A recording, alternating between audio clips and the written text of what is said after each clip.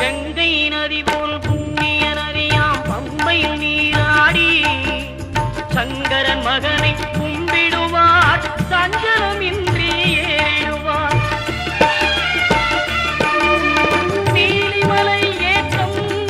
சிவபாலனும் ஏற்றிடுவார் காலமெல்லாம் நமக்கே அருள்காவலராயிருப்பார் தேகபலம் தா பாதபலம் தா தேகபலம் தா பாதபலம் தா தேகபலம் தா